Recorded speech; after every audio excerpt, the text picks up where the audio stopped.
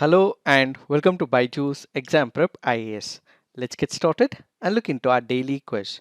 Let's look into the first question. Consider the following statements with respect to International Booker Prize. The prize is given by London-based Nomura Charitable Trust. It is awarded annually for a single book written in another language and translated into English. Which of the statements given above are correct? The answer to this is 2 only. Why have we taken this practice question?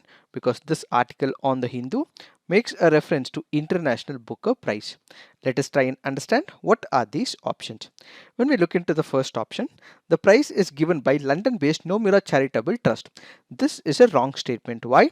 Because it is given not by this trust but instead by the Booker Prize Foundation. If you look into the second statement, it is awarded annually for a single book written in another language and translated into English. This is the right statement.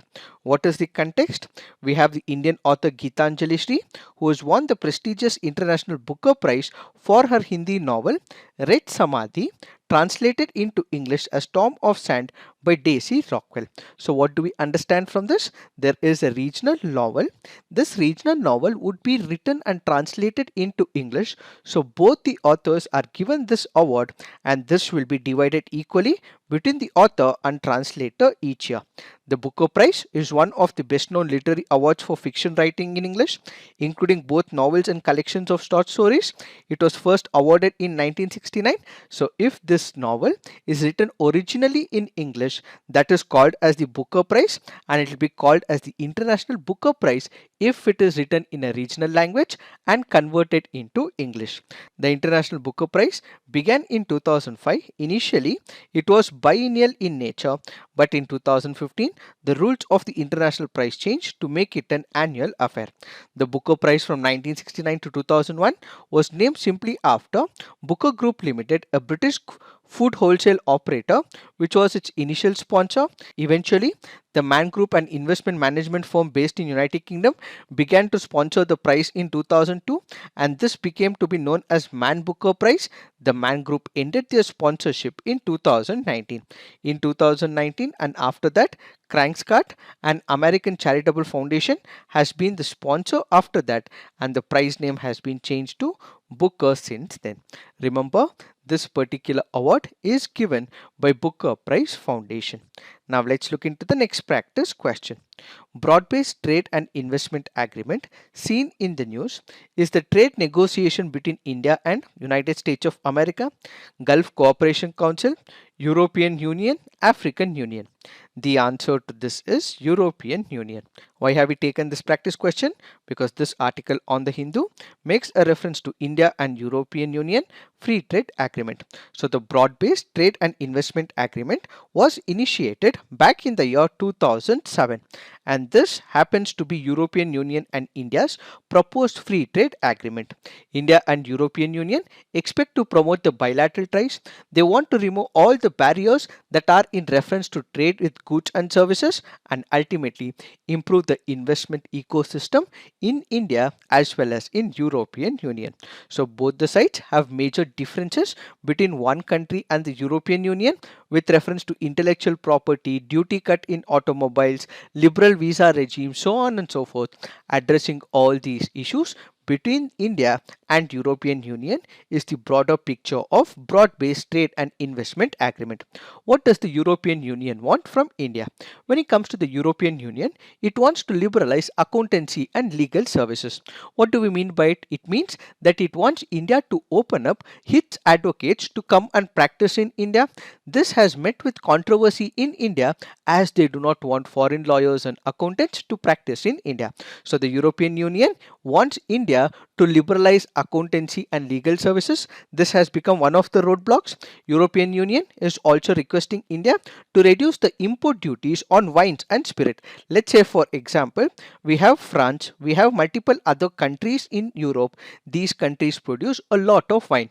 So what do they want? They want the import duties on wines and spirits to be comparatively reduced. However, this is not working out in India because this is classified as a sin good, and as a result, there is large scale imposition of taxation.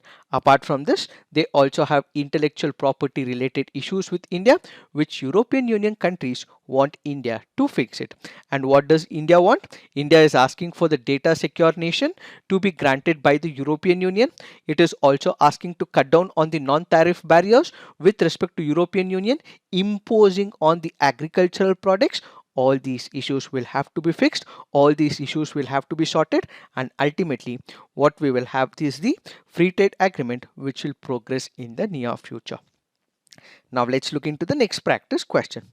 Which of the following statements about Akriti are correct? It is a program offered by the Baba Atomic Research Center.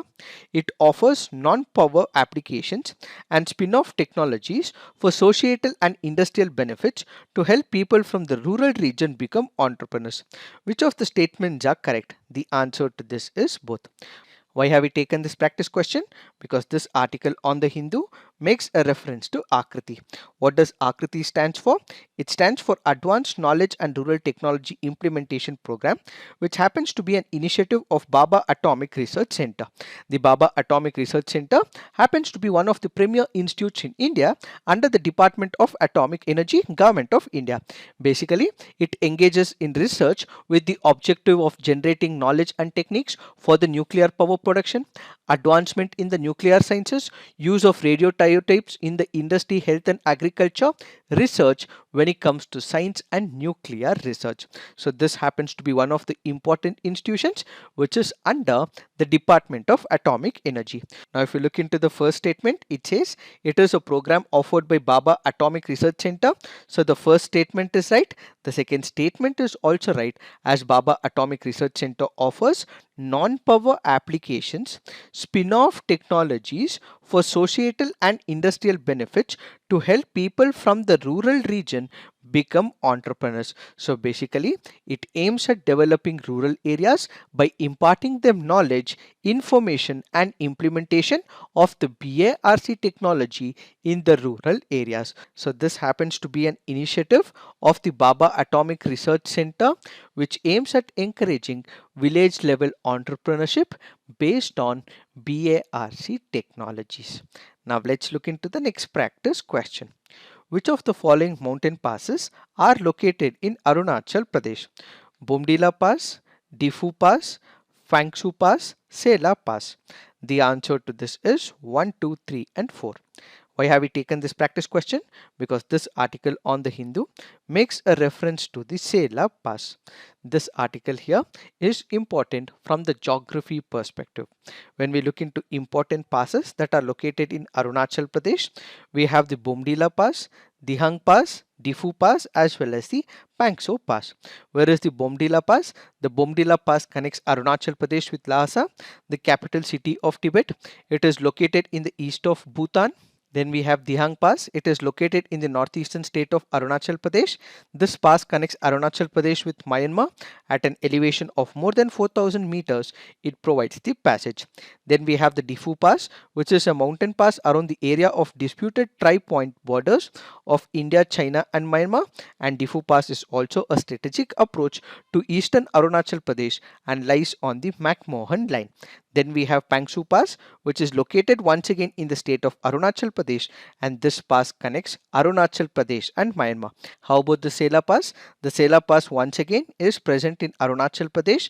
It is on the basis of Sela Pass they have named one of the monkeys called as Sela Mackay. So remember, the Sela Mackay happens to be one of the monkeys which is present in Arunachal Pradesh. Now let's look into the next practice question. In the nature, which of the following are most likely to be found surviving on a surface without soil? Fern, lichen, moss and mushroom. The answer to this is C, which happens to be 2 and 3. This happens to be a previous year question from the year 2021. So it is the lichen and the mosses which can survive on the surface without the soil. Now let's look into the fact of the day. The fact of the day for today's discussion is National Facility for Gene Function in Health and Disease. What is the context? We have the National Facility for Gene Function in Health and Disease, which was inaugurated in Pune by the Union Minister of Education. What is this all about? This happens to be set up in the Indian Institute of Science, Education and Research, Pune. It is built by IISER Pune and supported by the Department of Biotechnology at a cost of about 45 crore. This will be one of its kind large facility providing timely supply of animal models of research studying a range of diseases from cancer to diabetes. Why is this important? That is because rats, mice and rabbits will be housed here, doing away with the need to import them. What do we understand from this? Whenever we speak of zoonotic diseases, what are these zoonotic diseases? It is transmitted from the animals to the human beings.